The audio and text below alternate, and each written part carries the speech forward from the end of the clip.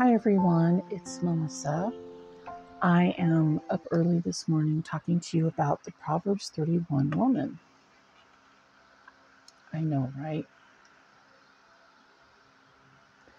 When I was a Protestant, it was always the Proverbs 31 woman, the Proverbs 31 woman. Not much was said about the Proverbs 31 man. There was always this cloud hanging over the head, it seemed like, of the women in the church because of the Proverbs 31 woman and the impossible standards that she kept that we were all expected to adhere to as good Christian wives.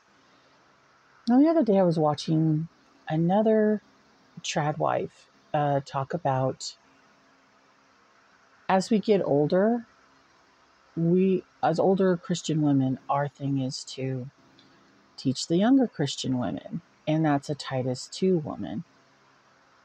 What about the Proverbs 31 woman? I'm in my late 50s. I can't do all that. I don't have servants. And the washer and dryer are not servants.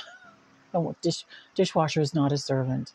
Because they all still need to be loaded and the clothes still need to be folded and all of that stuff. I mean, it helps, but it's not, it's not the replacement for having 2 to 3 other ladies help you run your house. So let's take a look at Proverbs 31. So it says, the first 9 verses are the sayings of King Lemuel, an inspired utterance his mother taught him. And that talks about what it means to be a man. Okay, this is a king. His mother is telling him what to do. And it's kind of funny because it talks about do not spend your strength on women, your vigor on those who ruin kings. It's not for kings to drink wine. It's not for rulers to crave beer, lest they drink and forget what has been decreed and deprive all the oppressed of their rights. Let beer be for those who are perishing, wine for those who are in anguish.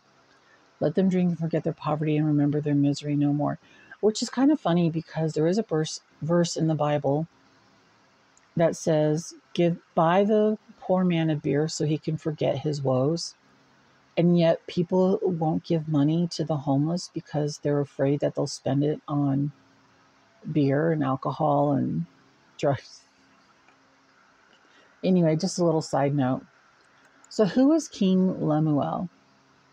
I'm reading from my notes. He is mentioned as the author of Proverbs 31, at least in the first 9 verses, okay? The sayings of King Lemuel, an inspired utterance his mother taught him. So as Lemuel was growing up, his mother gave him sage advice, which he later arranged in poetic form and recorded for the ages. The whole process was supervised by the Holy Spirit, and the result was an inspired utterance. Allegedly. I know, right?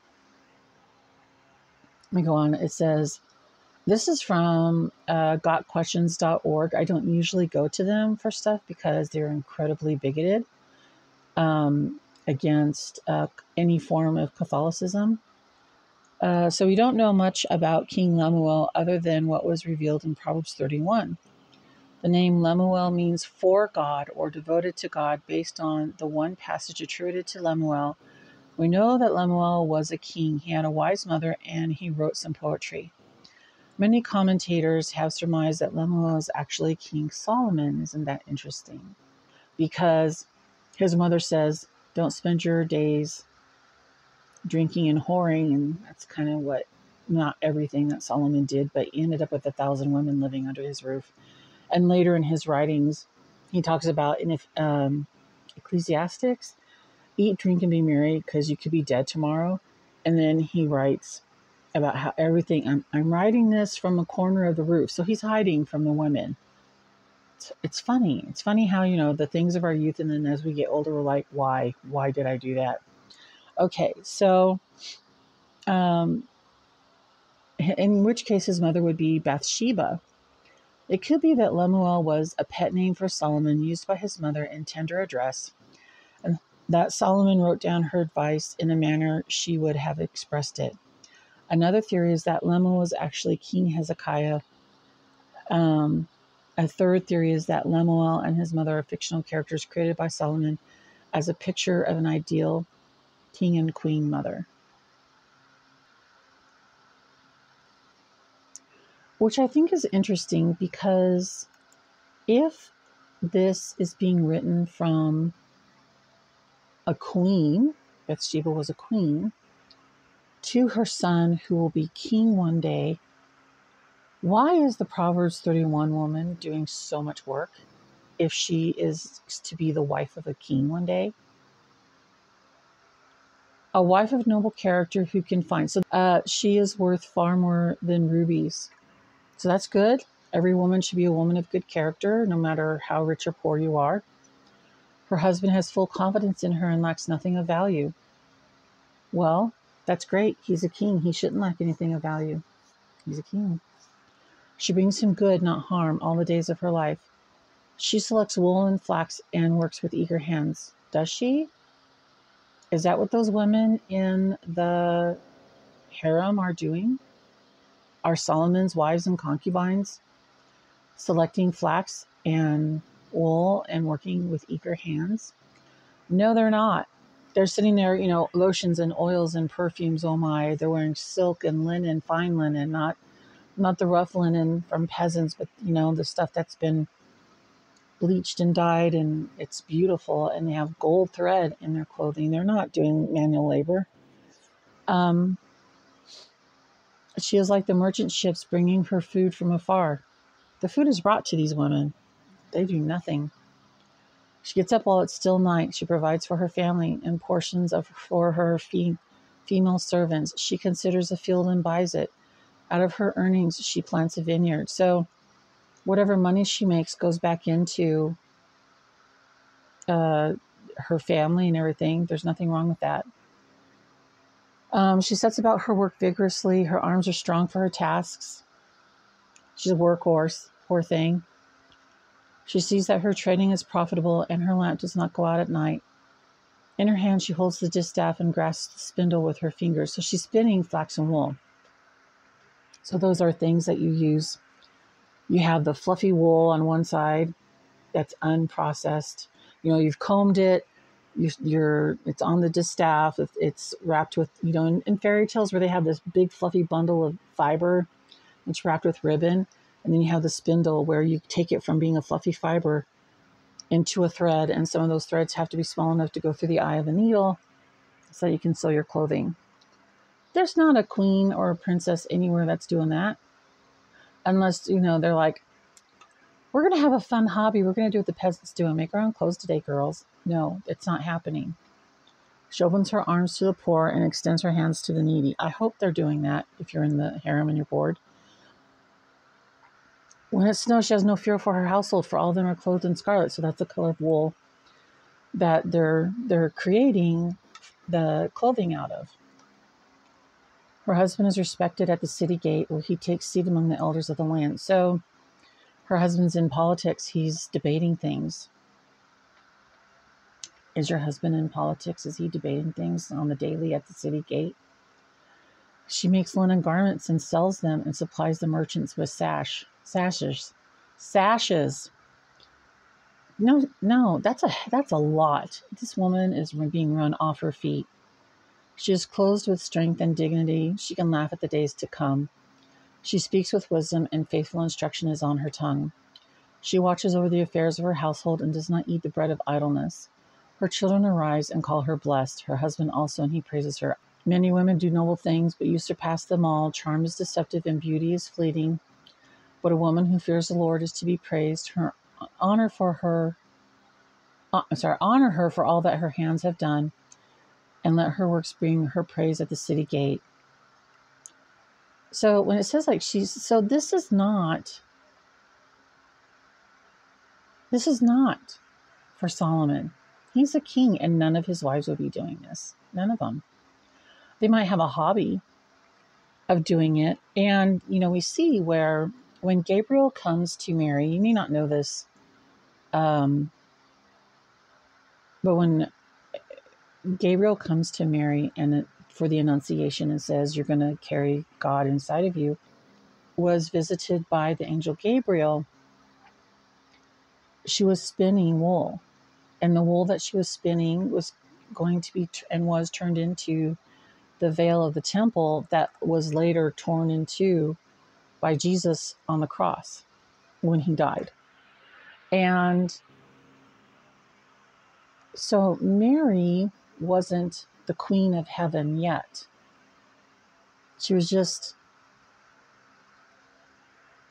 in the temple. She was working in the temple. She was spinning or weaving the wool or spin. So she's in some icons. We have them in our church. One side is Gabriel.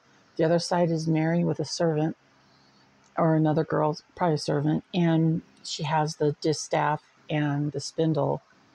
And it's red because she's making the temple veil. But there's a lot of speculation that certain parts of the Bible have been rewritten by King James when he had it interpreted into English. And this certainly makes me wonder, because if you're a king and you're trying to keep a certain amount of oppression on your people, which it seems like King James was trying to do that in a lot of areas, you're going to really know how to use propaganda to keep the servants down, or keep the peasantry down. And I think that's just so interesting that, yes, God's word is not corrupt, but some of the people who translated it were corrupt. And we see that today, where people will say, oh, well, I think this passage means this, that, and the other thing. And there could be people saying the same thing about me when I'm talking about this. But as a former Protestant woman who was delivered from Protestantism and is now an Orthodox Christian, it's never really talked about? The Proverbs 31 woman. And our priests aren't sitting there saying, you have to do this, you have to do that. What are you doing? And obviously, as the heart of the home, women are going to be the ones who take care of the home, take care of the children. There's nothing wrong with that. I'm not saying that because this was not written for queens that you can't do it, because we're not queens. We're not queens. A queen is, Queen Elizabeth, or not us. And it's interesting how the Bible is used to oppress and hold people down, and that was never Jesus' intent.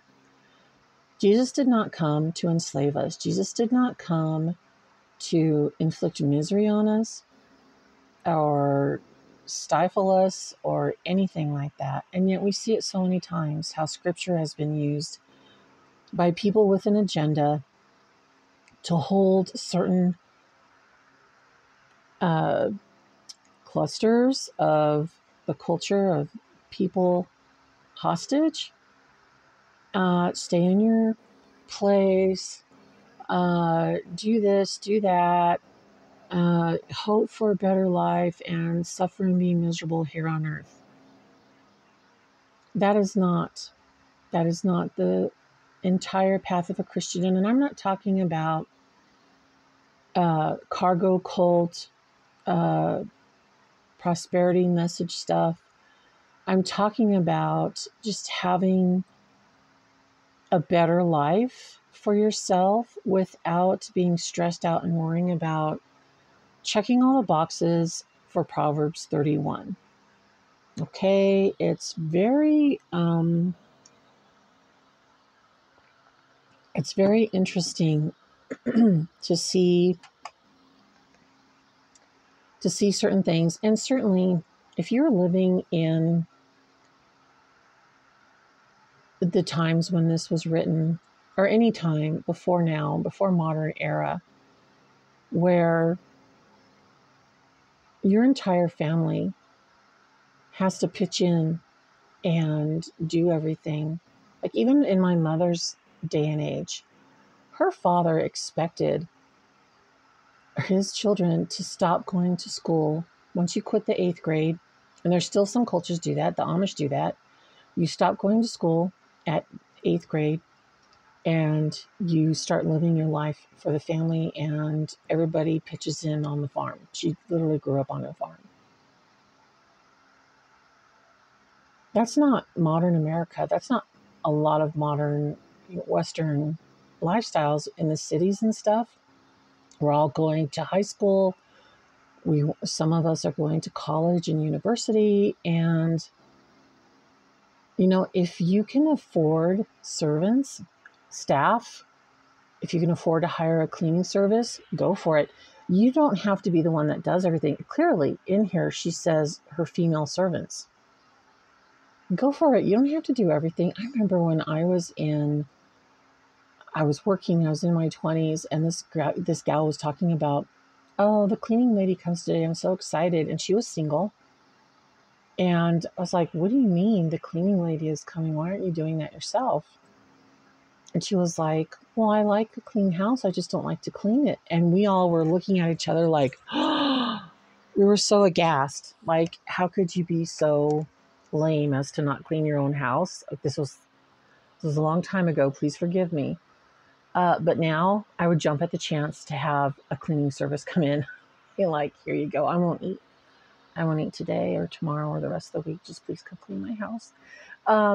So if you are somebody who struggles, if you have a neurodivergent thing going on like I do, and you really struggle, or you're just tired, or you work all day, don't be embarrassed about hiring a cleaning service. Don't let people shame you. Do it. I mean, and you don't have to talk about it. Nobody needs to know.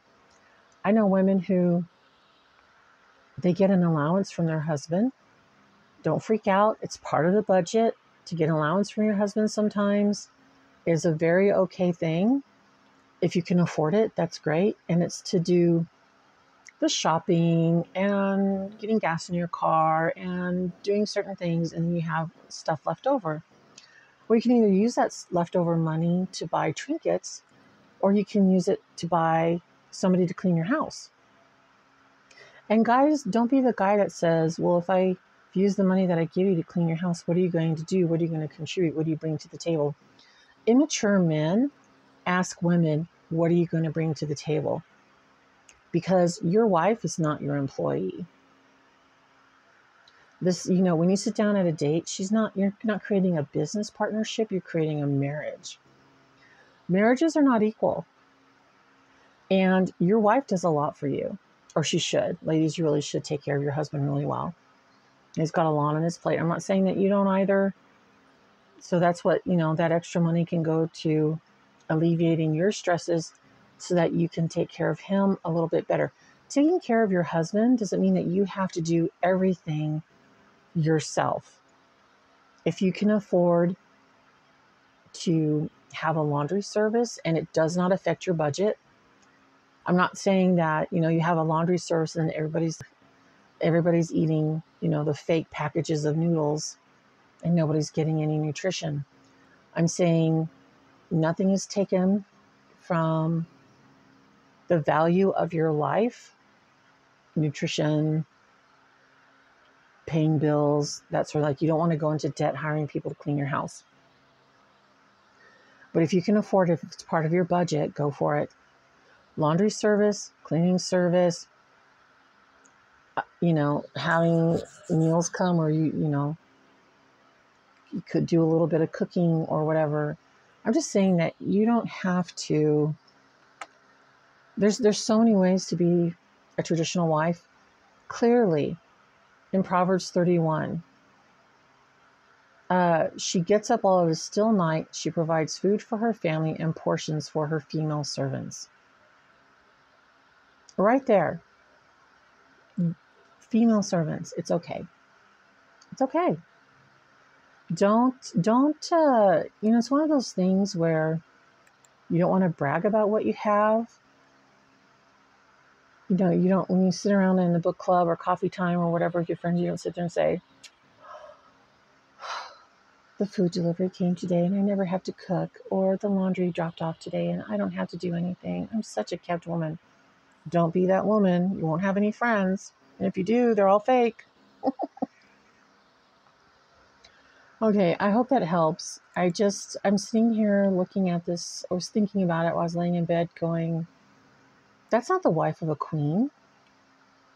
Why is she telling her son, who's going to rule the land one day? She already knows he's going to have multiple wives and concubines because that's the culture. Why is he telling him that his wife is doing all of this work? Those women didn't work. I mean, if somebody in the harem was knitting or crocheting or whatever they did back then, it was a hobby. She wasn't doing it to clothe. Who was she going to clothe? The guards? She making clothes for her servants? No. No, this is a woman who is not royalty. So a woman who's royalty is telling her kingly son all the hard work his wife is going to do. Something's fishy. Something's fishy here. It doesn't seem quite right that a queen is telling her son all the hard, backbreaking work his powdered, perfumed, silk-clad wives are going to do. That's for you and me, the peasantry. Peasantry. Okay, so don't kill yourself trying to become the Proverbs 31 woman. Don't wear yourself to a nub trying to do that. Do what you can do. I keep looking at myself in the camera because I'm giving myself a talking to. Do what you can do. And guys, if you think your wife doesn't do enough, she does more than enough. Maybe you could help her. I know you've worked a long day doing whatever. Things that you can do to help your wife: to take your shoes off at the door and line them up neatly. Don't bring dirt into the house. Don't throw a mess down for her to clean up. She's not there to do that for you. She's not there to clean up after you like that. Okay? You're a grown man. Put your clothes in the laundry basket. Clean up after yourself in the bathroom. If you spill water on the counter or other places, get a dirty towel and wipe it up, and then put that towel in it's going to be wet. Hang it up first so it doesn't get mildewy. And then when it dries, throw it in the laundry basket. Be a help to your wife, not a hindrance. Don't create more work for her. Okay? All right, guys. Thanks for stopping by. If you're still here, please like and subscribe. Help the channel grow, and I hope you have a great day.